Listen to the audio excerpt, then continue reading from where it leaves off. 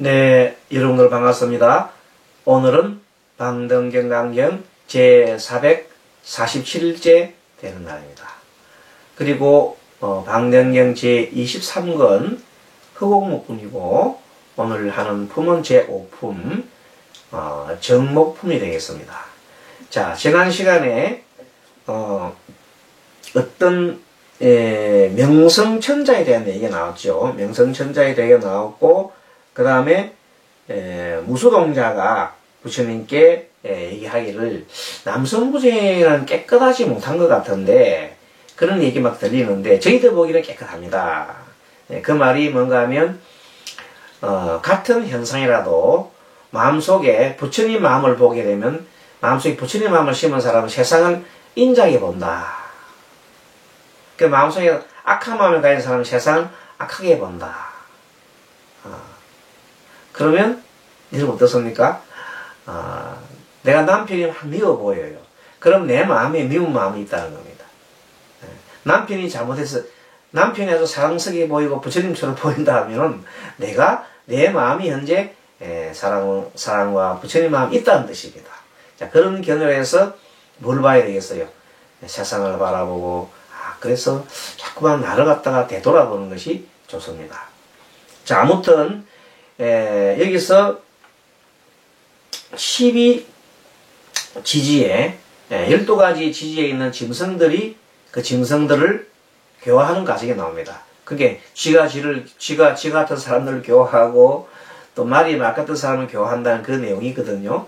근데 그거는 사실은 12지지와 같은 그런 성격을 가진 사람이다 이렇게 보는 것이 더 이 방등경 해석하는데 맞습니다. 그 지난 시간에는 시작하는 점이 사람의 12가지 자축인 그게 맨 처음 시작이 여기서는 자 여름부터 시작했거든요. 사오미. 자, 사오미.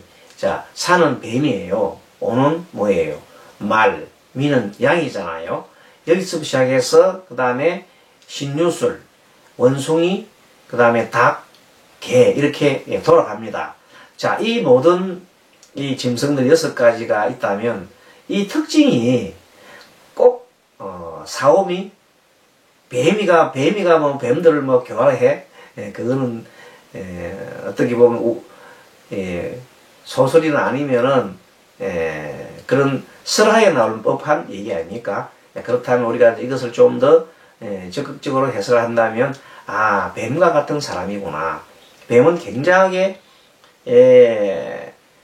섬광처럼 재빠르잖아요. 그 판단이 빨라요. 뱀이라는 게 굉장히 빨라요.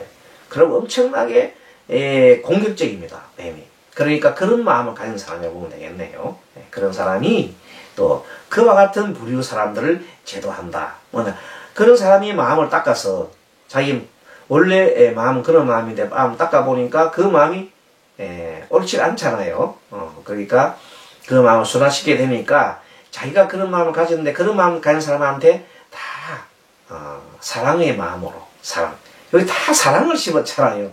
12지지가 뭘 닦아요? 성문의 사랑을 닦았죠. 마음속에 뭐야? 사무량심 중에 대표적인 이 자비 마음을 닦는 거예요. 자비심. 그래서 불교를 자비 종교라는 거 아닙니까? 그래서 마음속에 화가 많은 사람이 뱀과 같은 마음을 지혜롭고 예리하고 공격적이고 하는 그런 사람이 자비로운 마음을 내게 되면 자기와 같은 그런 사람들 있단 말이야. 그런 사람들 하기 좋아, 제도하기 좋잖아요. 그래서 이렇게 등장을 시키는 겁니다.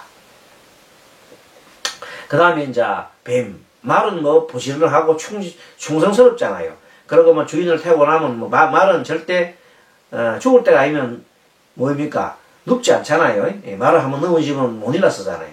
그러니까 이 말은 엄청난 충성스럽고 그 다음 앞만 보고 막 달리는 그런 사람이죠. 씩씩하자 기상이 있고 그런 사람이 뭘 닦아?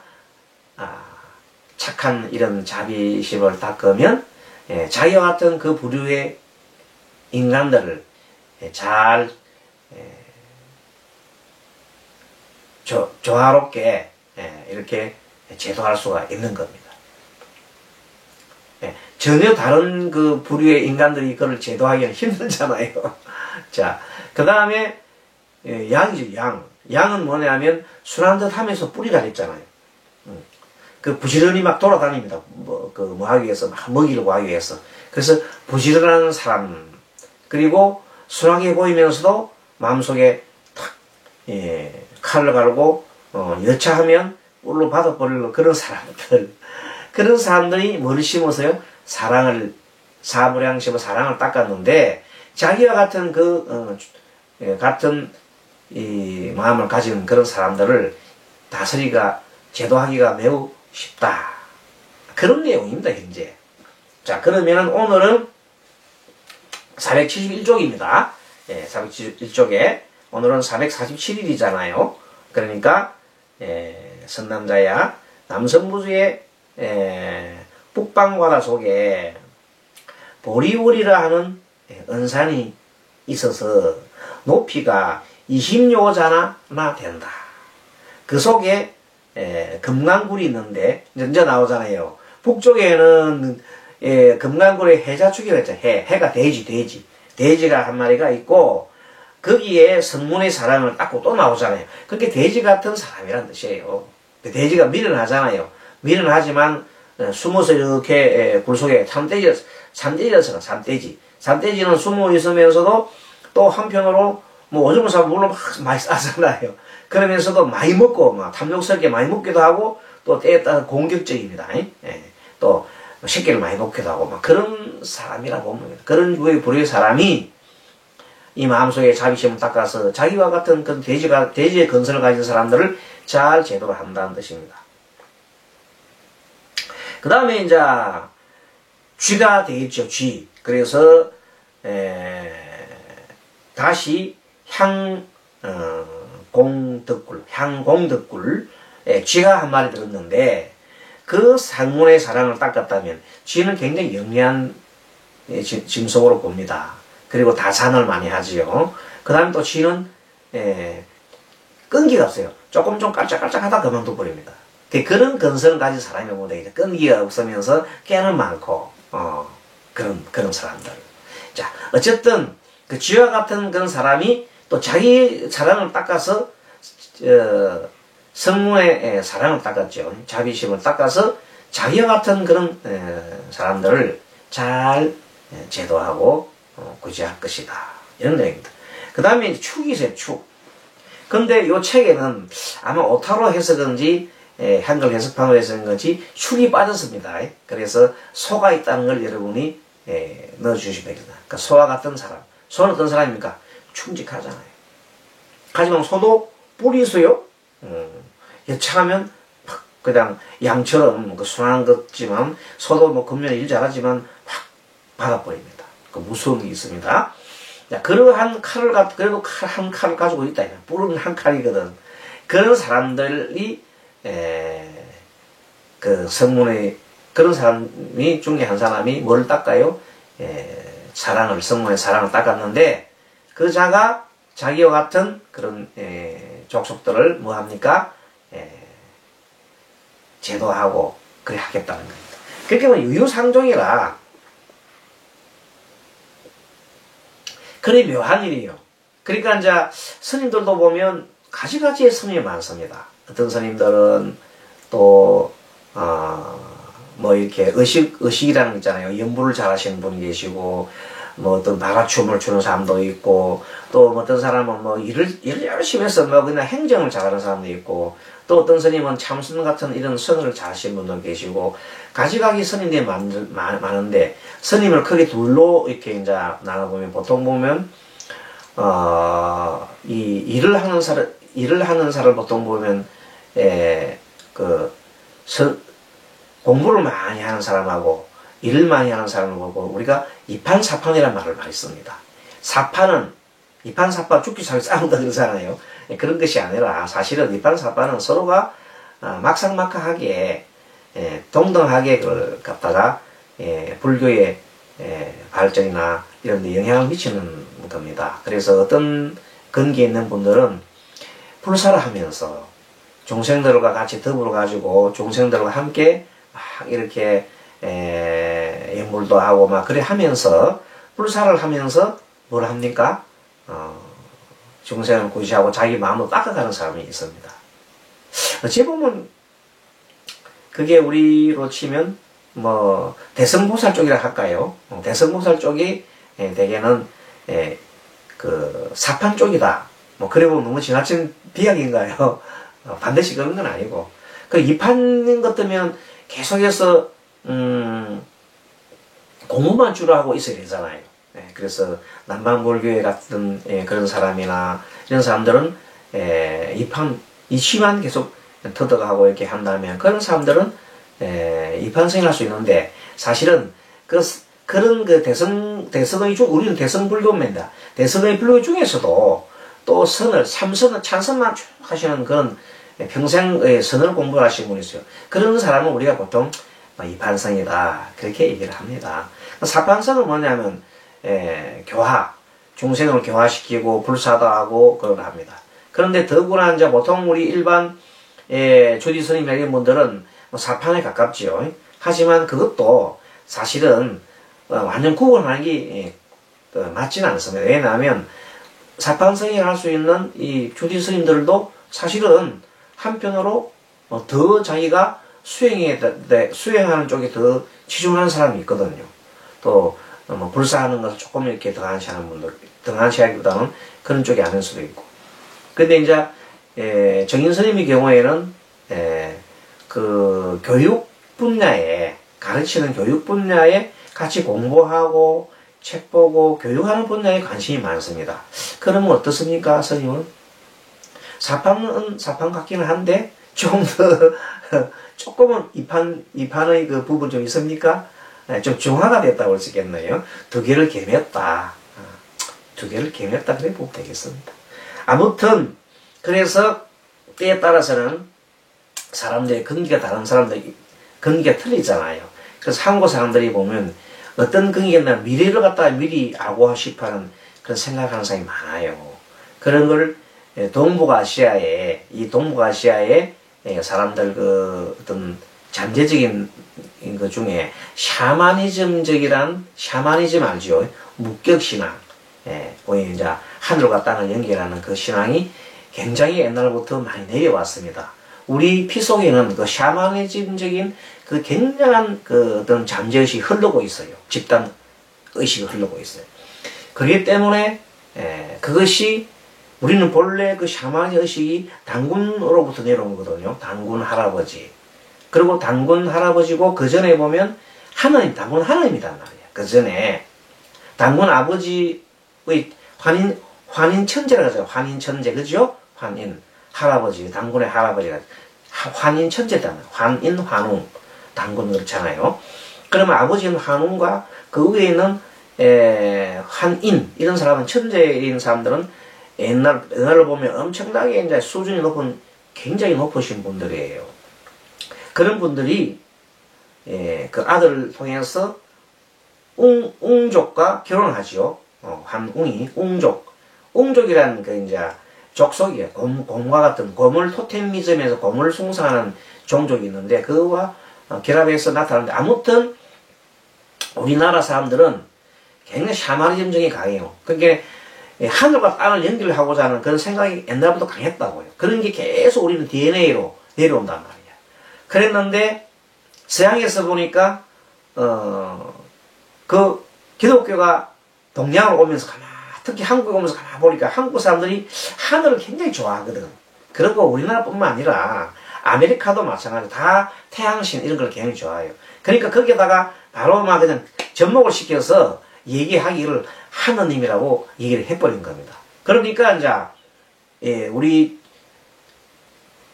고유의 하느님하고 이 저쪽에 기독교인 하느님이 뭔가 하느님이나 하나님이나 그렇게 얘기를 하는데 그 똑같습니다. 의원은 꼭 구분할 필요가 없이 같은 이런 하늘의 주인을 말한다 이 말입니다. 그런데 그게 우리 민족들은 갑자기 하느님이라는 그 생각이 굉장히 와닿는 거예요. 가슴 속에 DNA이기 때문에. 그래서 우리나라가 기독교가 그렇게 융성하게 되는 겁니다.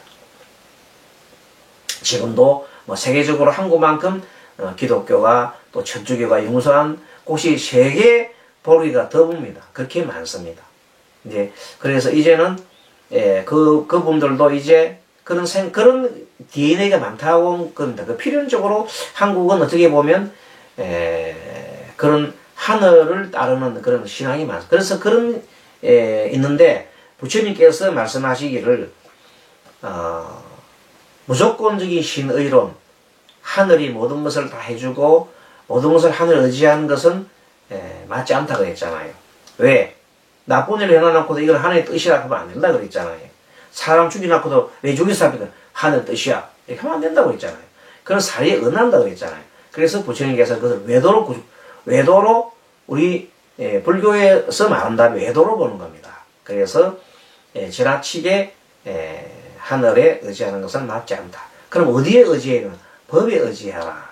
법이 뭐예요? 법이 바로 무상무화 고로 하는 것을 중심으로 한 인연법입니다. 그 중에서도 더 큰 것이 흑운 같은 마음을 해라. 그것은 굉장히 좋은 가르침입니다. 내가 내 자신의 흑운 같은 마음을 내는 거예요. 어디다가 매달리는 게 아니라 내 자신의 흑운 같은 마음을 낸다. 그것이 붓다다는 겁니다. 네. 아시겠죠? 내 자신의 흑운 같은 마음을 낸다. 붓다가 된다. 그래서 되면 내 몸속에 모든 사랑의 마음이 일어나니 그것으로서 중생을 구시한다. 그런 겁니다. 자, 아무튼 그래서 지금 동서남북을 이제 맨 처음에 남쪽부터 했죠. 남쪽에 사오미, 뱀과 그 다음에 말과 양을 얘기했잖아요. 그렇게 그 정도 수준 가진 사람이 얘기했잖아요. 그 다음에 서쪽에는 뭐예요? 신유술, 원숭이, 닭, 그 다음에 개, 그런 특징을 가진 정도의 사람으로 형상 비교했다면 이번에는 이제 북쪽을 갔죠. 이번 장에서는 해자축 그 얘기했습니다. 그 다음에 다시 동쪽으로 가겠죠. 자, 그래 다시부터 선남자야, 남성부지의 동방 바다 속에는 공덕산 금산이 있어서 높이가 20요자나 되고 그 속에 명성굴이 있다. 이상하게 들어본 소리를 명성천자 같다. 명성굴이네. 명성굴이 있는데 그 속에 사자 한 마리가 있다 그랬잖아요. 그게 이제 우리 중국에 오게 되면 사자를 안 치고 호랑이로 치요. 호랑이 인묘진 그랬습니다. 그 속에 성문의 사랑을 닦았으며 또 정도 굴 속에는 토끼라는 놈이 한 마리 있어요. 토끼가 있죠. 그러면 성문의 사랑을 닦았으며 다시 희락굴에 용이 한 마리 있는데 성문의 사랑을 닦아서 그 산에서 수천 물귀신과 수함괴라는 나찰녀가 있어서 각각 500의 건설 거느리고 둘러싸고 이 두 여자는 이 세 짐승을 함께 공양하였다. 이렇게 나와요. 그러면 이때 이제 우리가 이걸 설화 같은 얘기지만 자세하게 해설을 해보면은 그 내용이 사자 같은 엄청나게 사자는 그 담력이 크기로 이루 말할 수 없잖아요. 그리고 뭐 거침없잖아요. 그러한 사자와 같은 그런 사람은 사자와 같은 사람들을 다스릴 수밖에 없어요. 제도할 수밖에 없어요. 그 말이에요. 그 다음에 토끼, 토끼와 같은 아주 토끼가 영리하고 아주 아기자기하면서도 그렇잖아요. 그런 토끼와 같은 그런 근성을 가진 사람은 자기와 같은 그런 근성이 있는 사람들을 교화할 수가 있을 것이다. 마지막으로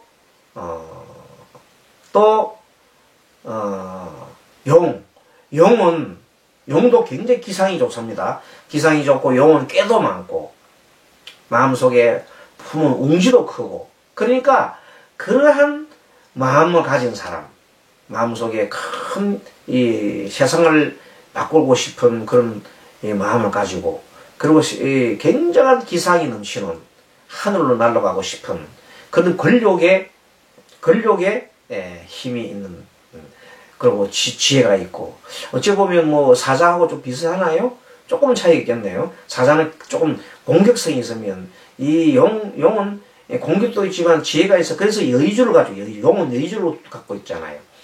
꾀가 무궁무진한 겁니다. 용이. 그래서 사람 중에서 보면 꾀가 무궁무진한 사람이 있잖아요. 그런 사람을 뭐에 비교한다? 용에 비교한다. 그건 말이 되지요. 그런 사람은 그와 같은 자기와 같은 생각을 가진 사람들을 교화할 수 있을 것이다. 그래 보면 이 방등경에 대한 우화나 설화에 대한 뭐 그런 것들이 경전이 등장한 것에 대해서 여러분들이 자세하게 이렇게 해석하면 되겠구나. 그건 사실 그게 맞습니다. 왜냐하면 이 옛날 어른들이 이 경을 이렇게 만들 때에는 그 지역에 지금 대성경전이잖아요. 이 근본 경전이 대성으로 가면서 북쪽으로 가면서 모든 문화를 섭수해 가면서 간다. 그래서 이런 경전이 탄생을 했다.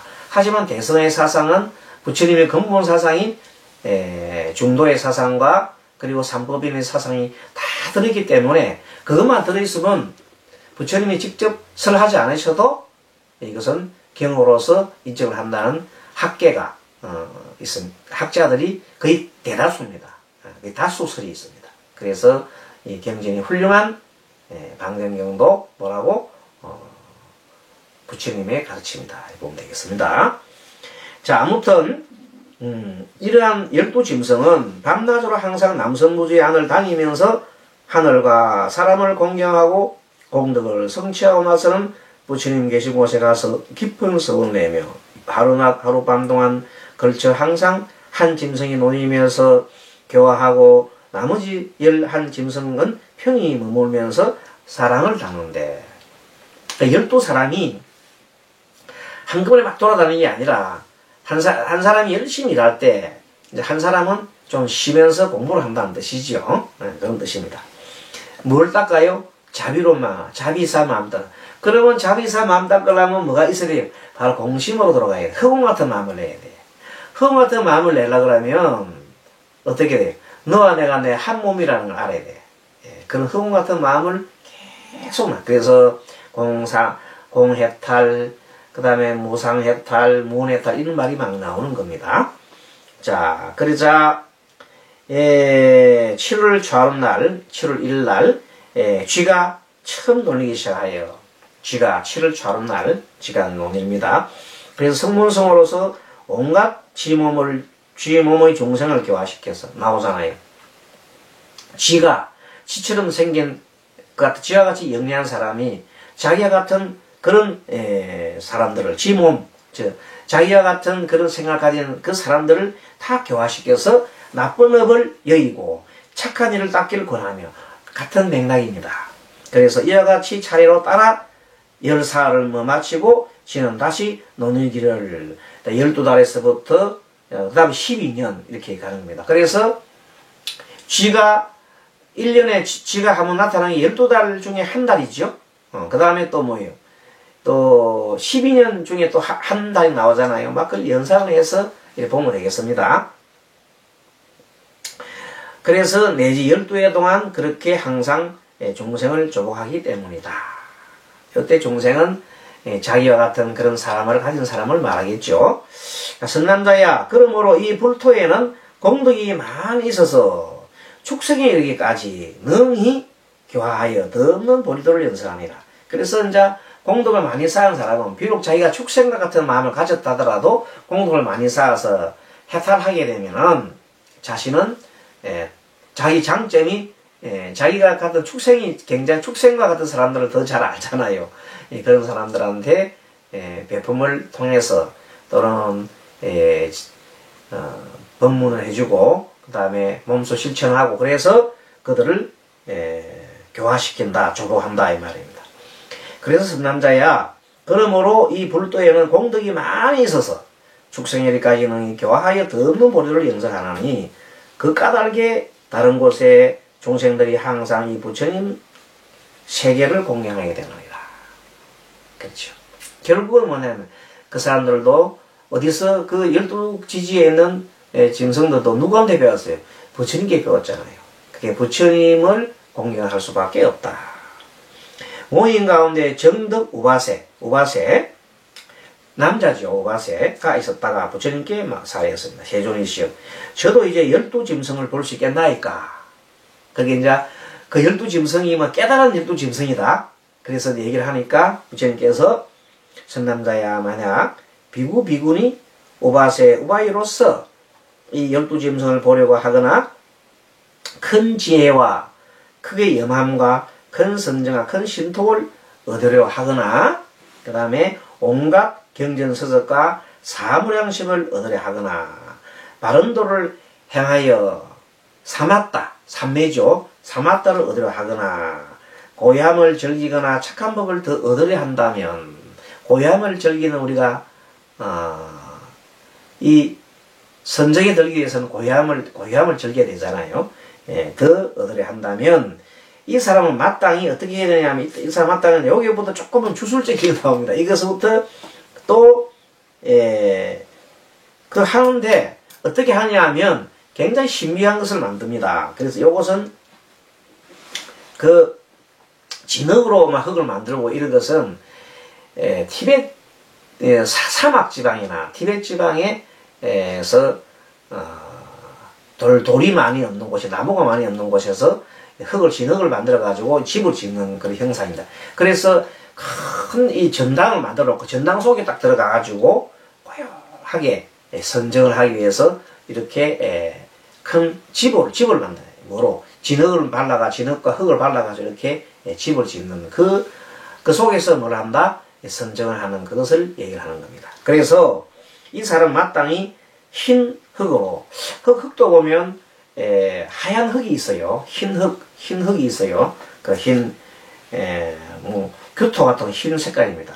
그 흰 흙으로서 이렇게 흙을 돌하고 쌓든지 아니면 이렇게 해서 산을 만들어야지. 산이 만들면 집을 만드는 거죠. 산을 만들어 가로 세로가 7자. 가로 7자, 세로 7자. 이렇게 보면 7자가 한자가 보통 30cm 조금 넘잖아요. 37, 21, 한 2m 정도 되겠네. 2m 정도 사방 한 2m 정도로 되는 걸로 해서 쭉 위로 올리면 사람 한 명 충분히 들어가겠죠. 그렇게 놓고 높이는 굉장히 높이 12자부터 굉장히 높아요. 아주 높이 올린다 봐. 그럼 그 속에 딱 들어가 있으면 이게 하늘에서 보면 그 기운이 그쪽에서 쭉 이렇게 천기가 내려온다 그래요.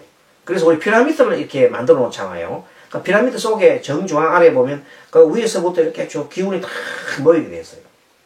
그럼 굉장히 정신이 맑아지고 수행이 잘 된다고 합니다.